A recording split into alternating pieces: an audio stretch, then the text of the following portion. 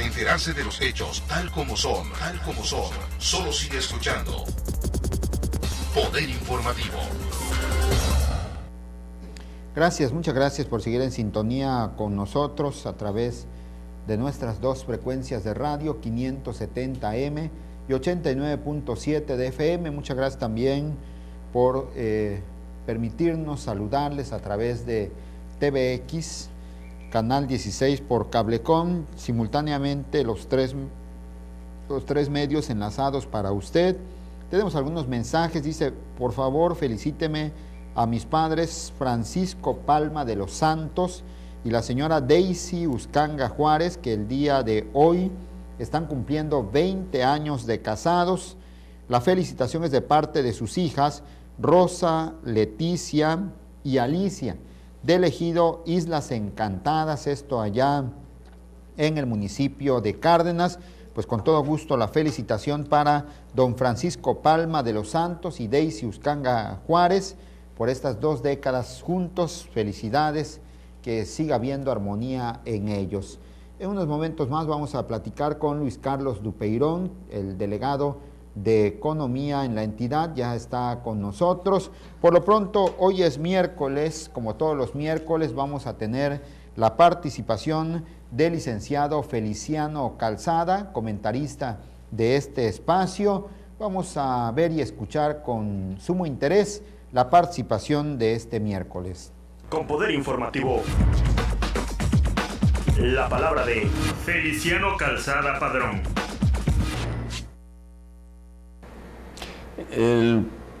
Esta semana tan especial para los católicos, para la Grey Católica, hemos tomado la decisión de hacer un comentario sobre ella, y el título sería La Semana Santa, el poder divino y el poder temporal. A propósito de que esta semana la comunidad católica en el mundo rememora la Semana Santa o la Semana Mayor, en donde se emula la crucifixión de Cristo como máximo acontecimiento de la fe y la tradición devota, es importante resaltar el significado histórico que conlleva el surgimiento del cristianismo para el desarrollo ideológico occidental, tanto en su sentido político como cultural.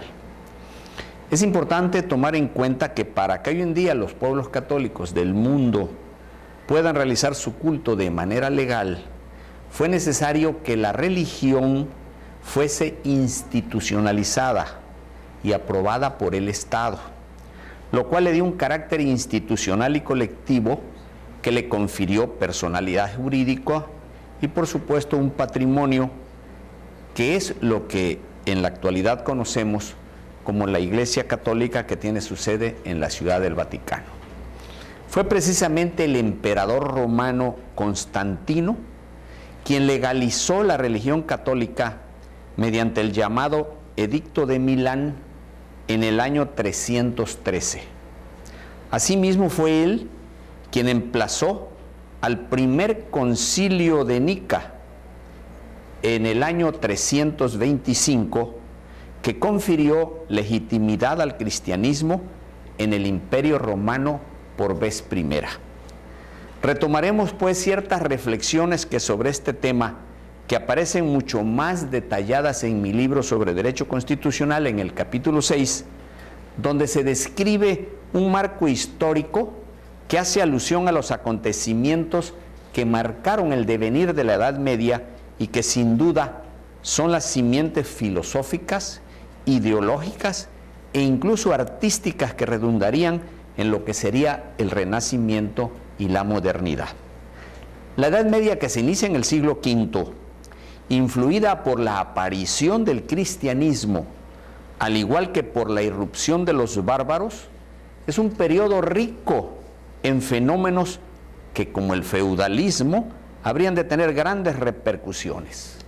El gran tratadista André Auriu sostiene que la aportación cristiana a la tradición política de Occidente no ha sido únicamente benéfica. El equilibrio entre el Estado y el ciudadano establecido en la ciudad antigua, fue destruido en gran parte por la acción del cristianismo. El ideal pagano, que significa la participación activa, o que significaba la participación activa del ciudadano en la vida del Estado, sentimiento del deber cívico y militar, concepción inmamentista de la vida en la que el individuo se siente solidario del mundo y particularmente de sus conciudadanos, es sustituido por el ideal cristiano, que significa desinterés por las cosas de este mundo y en consecuencia por todo lo que hace relación al Estado, aparición de la felicidad eterna, concepción trascendental de la vida, considerada como un exilio pasajero e incluso, para algunos, como un obstáculo para la perfección cristiana. Hay quienes afirman que es precisamente la llegada a Roma del cristianismo lo que contribuye a la decadencia del Imperio Romano. De aquí se deduce el significado del cristianismo en lo que hace al feudalismo y a la Edad Media, ya que también ha contribuido por su parte a acrecentar los fondos del humanismo legado por la humanidad. Al referirse a la aparición del cristianismo y a su influencia en el mundo terreno, el tratadista Nicolás Pérez Serrano señala: ahora se añade a esto la preocupación por el fin religioso y se crean junto a la potestad temporal y a la ley del Estado otro poder, el de la Iglesia, y otra ley, la eterna y la natural, que pueden entrar en pugna con las del Estado mismo. De ahí las contiendas entre ambas potestades que contribuyen enérgicamente a fijar el concepto de la soberanía, especialmente cuando la primitiva religión católica, humilde y perseguida, se convierte en una organización fuerte y vigorosa, superior a la estatal, por su mejor preparación. Así, la Edad Media encuadra en el marco religioso toda contienda política que artificialmente disfrazada de lucha entre el bien y el mal, resultó ser ni más ni menos que la lucha por el manejo del Estado, bien por el hombre de civil o por aquellos que vestían hábitos. Dos de los más encumbrados hombres de la Iglesia, San Agustín y Santo Tomás, quienes representan por una parte la escuela patrística y por la otra la escolástica, desempeñaron un papel de suma importancia en la búsqueda de la titularidad del poder temporal bajo la inspiración divina. San Agustín, que vivió entre los años 354 al 430 de nuestra era, influido por la línea platónica, representa el tránsito del mundo clásico al periodo cristiano y se convierte de hecho en el principal ideólogo del nuevo movimiento. En su obra La ciudad de Dios destaca: el poder y la autoridad tienen su fundamento en Dios, no en la naturaleza humana. El pecado ha hecho que unos hombres tengan que quedar sometidos a otros. Ha sido en tal sentido el origen del Estado, institución no divina, a diferencia de la Iglesia, y por lo tanto supeditado el Estado a la Iglesia. De ahí diversas consecuencias: la supremacía de lo espiritual ante todo, la construcción de la Iglesia como un Estado, la prefiguración de instituciones como el Sacro Romano Imperio, la interpretación peyorativa del Estado, indispensable para la paz, pero nacido por nuestra flaqueza pecadora y obediente a los mandatos del poder eclesiástico. Por su parte, Santo Tomás, quien vivió la época de esplendor del poder temporal del papado del año 1227 al 1274 de nuestra era, en momentos en que el pontífice Inocencio III encabezaba el más victorioso de los momentos políticos de la Iglesia católica en el mundo, y cuando el desarrollo de las cruzadas devastaba a cualquier oponente y ponía a los pies del papado cuantas tierras y príncipes eran tomados con la fuerza de las armas y de la bandera religiosa.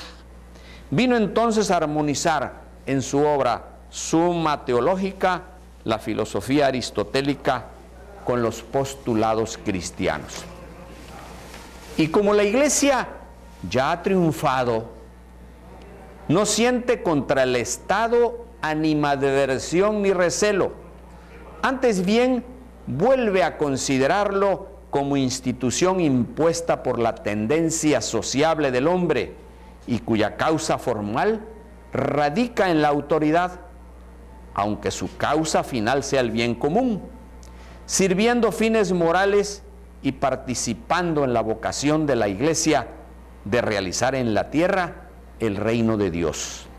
Se añaden consideraciones teológicas como el principio paulino de que todo poder proviene de Dios, y con agudo criterio y método sutil se preconiza un sistema de gobierno monárquico y moderado, en que se repudia la tiranía, se admite la conveniencia de una cooperación de todos los asociados en la cosa pública y se afirma, aunque sin los pasados estridores, la primacía de la Iglesia.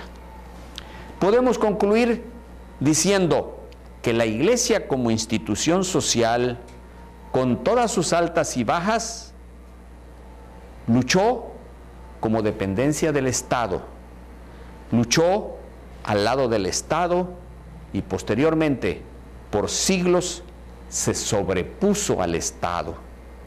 El debate ideológico lo da la Iglesia para decidir quién es el titular del poder político, y lo gana la Iglesia al imponer la tesis de que el poder político proviene de Dios y lo delega en los reyes.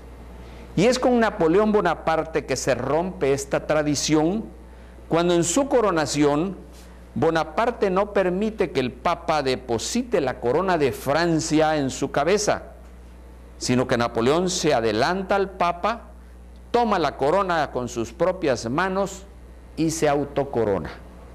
2 siglos después, la religión continúa simbolizando, a través de la muerte y resurrección de Cristo, la existencia de una fe que le ha dado fuerza a la tradición cristiana, aunque sea una religión que perdió el poder político, militar y económico omnímodo que tuvo por siglos. Es mi comentario.